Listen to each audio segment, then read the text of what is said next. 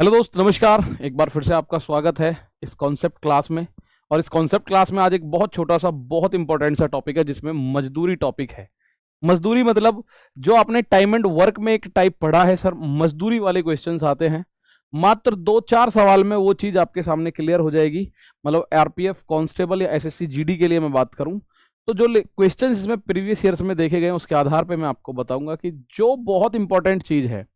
मतलब कुल मिला के अगर मैं इसमें बात करूं तो जो आदमी जितने दिन काम करेगा उसको उतने दिन तक ही उतना जितना काम करेगा उतना पैसा मिलेगा। 100 बातों की एक बात इसमें होती है। क्वेश्चन के माध्यम से बताऊंगा, ध्यान से समझिएगा। तो ये क्वेश्चन मैं आपके सामने एक क्वेश्चन लेकर आया। देखिए ये एक क्वेश्चन है। तो यहां से आप लोग देखें, जैसे माना सबसे पहले एक क्वेश्चन ये ले लिया मैंने, माना एक क्वेश्चन ये ले लिया जो अभी मैंने दिखाया था उसको भी मैं बताऊंगा। तो ये क्वेश्चन आपने देखा, ए बी और सी 16, 20, 24 दिन में काम को पूरा कर सकते हैं। कुल मजदूरी 18,850 रुपए है यदि वे काम करने के लिए एक साथ काम करते हैं। तीनों काम पूरा एक साथ करते हैं तो एक ही मजदूरी क्या, यानी एक साथ यदि काम कर रहे हैं तो मजदूरी जो होगी वो प्यारे भाई मजदूरी उनकी क्षमता के अनुपात में बटेगी। अगर एक साथ काम कर रहे हैं, सिंपल सी बात है कि ए कितने दिन में, 16 दिन में, बी 20 दिन में और सी 24 दिन में काम को कर सकता है। तो इनके एलसीएम की मैं बात करूं तो 24 यानी कि 240 ही आ जाएगा एलसीएम। एलसीएम क्या आ जाएगा तो मेरे दोस्त 240। क्यों? क्योंकि 24 के पहाड़े और 16 के पहाड़े में ऐसी संख्या देखो जिसके अंत में जीरो आता हो। तो 24 के पहाड़े में देखनी है, एक तो 120 के अंत में जीरो आता है, 120 के बाद डायरेक्ट 240 के अंत में जीरो आता है और किसी में जीरो नहीं आता। 24 के पहाड़े में कहीं जीरो है क्या?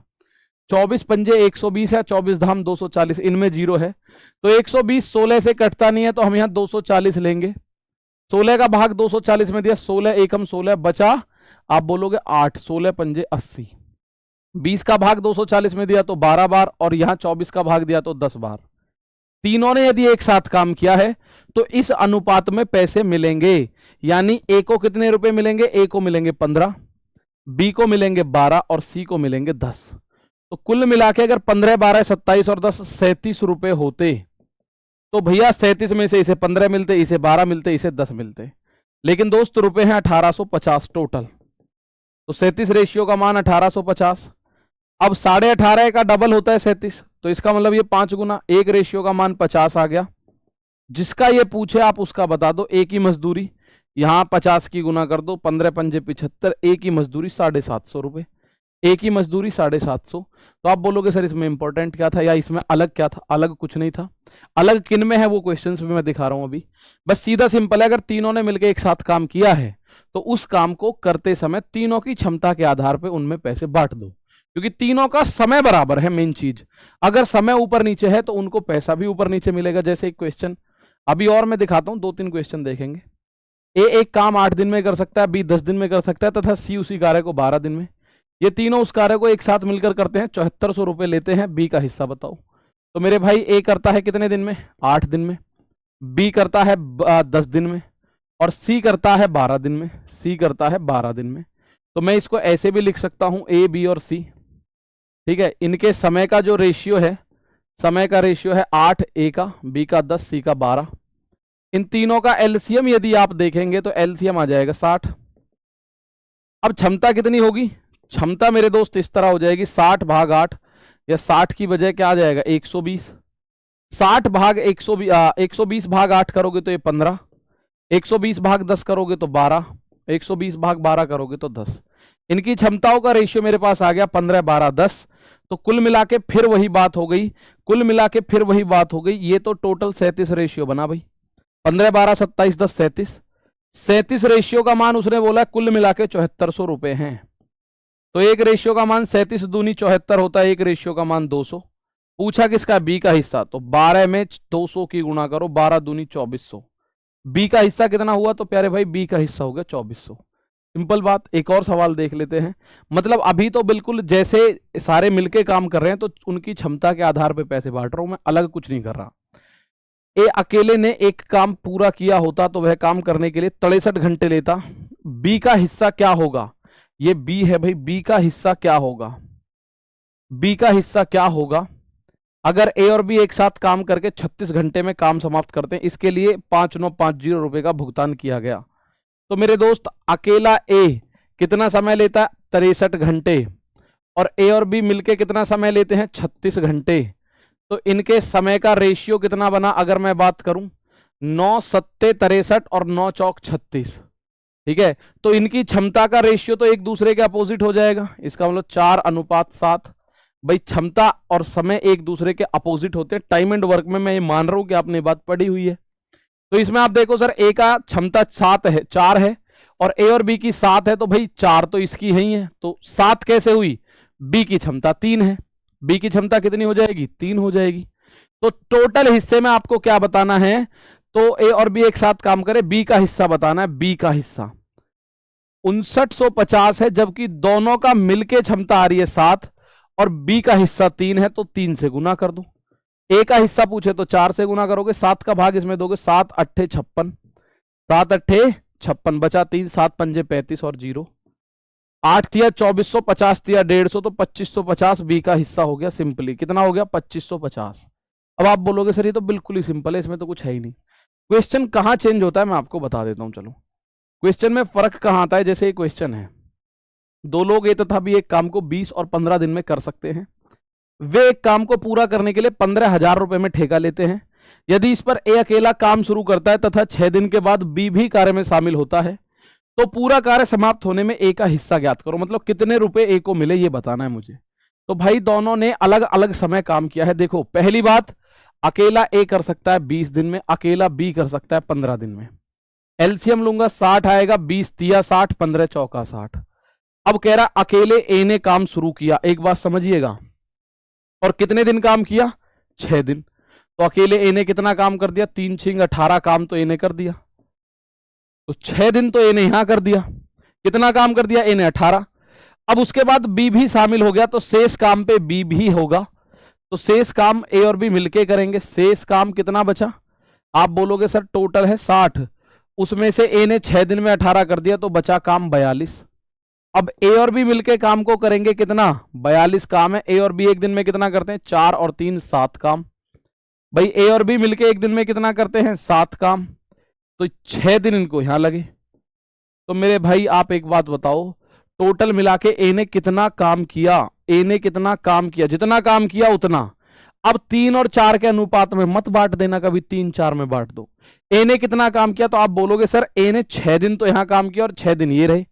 भाई ए ने 6 दिन तो यहां करा और 6 दिन यहां, तो ए ने करा कुल मिला के 12 दिन काम। और 12 दिन में एक दिन में अगर 3 करता है तो 12 तिया 36 काम ए ने करा है, तो 36 काम के पैसे मिलेंगे अगले को। भाई ए ने कुल मिला के कितना काम किया 36। देखो 6 दिन तो यहां किया, इस बात को इसने यहां बोला, और 6 दिन मेरा यहां आया, तो 6 और 6 12 दिन ए ने काम किया है। 6 दिन अकेले, 6 दिन साथ में। एक दिन में 3 करता है तो 12 दिन में करेगा 36।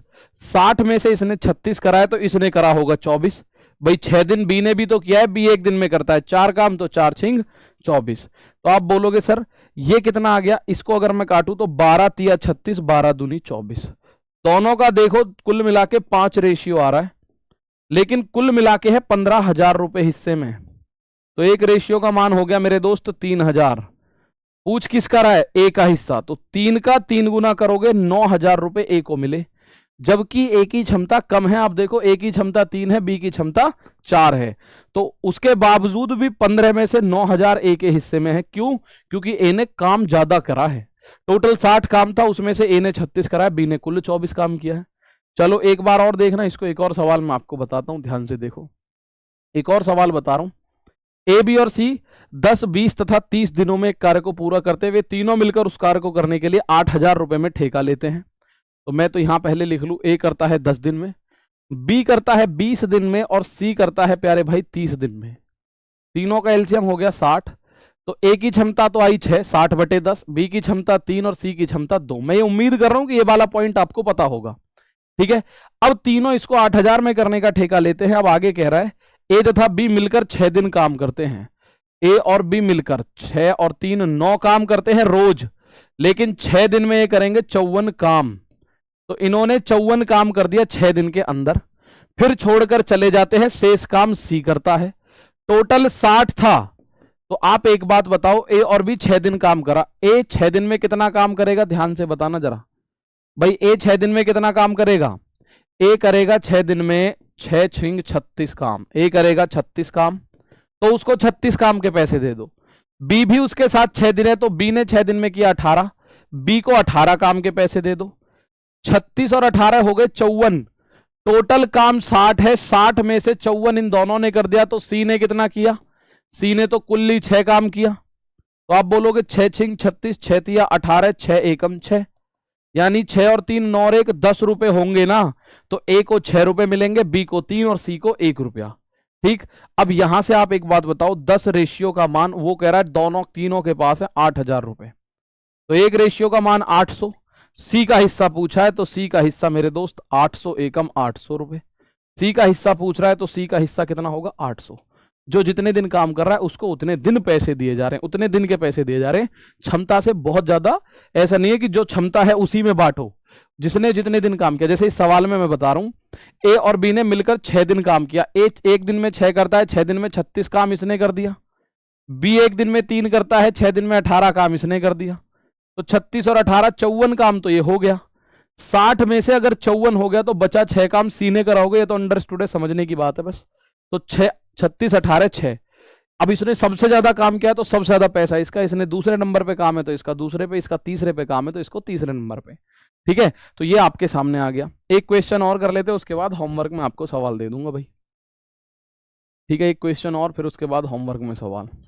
ये रहा क्वेश्चन, क्योंकि इसमें इतना ही देर में आपको पॉइंट समझ आ जाना चाहिए, बस इतनी देर में ये पॉइंट आपको समझ आ जाना चाहिए। यहां आप देखोगे ए अकेला 30 दिन में करता है, बी अकेला 20 दिन में।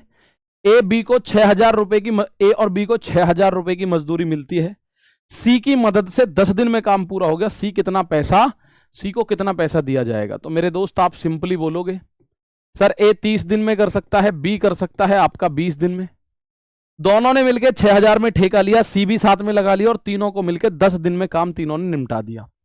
सी की सहायता से, साफ साफ बोला है सी की मदद से, यानी ए बी जो है सी की मदद से 10 दिन में काम निपटा दिया। तो एलसीएम कितना आया 60, ए की क्षमता 2, बी की क्षमता 3 और तीनों की क्षमता 6।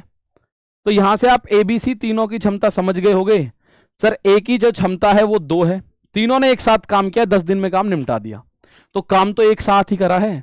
तो ए की क्षमता तो 2, बी की क्षमता 3, अब सी की क्षमता समझ लो भाई।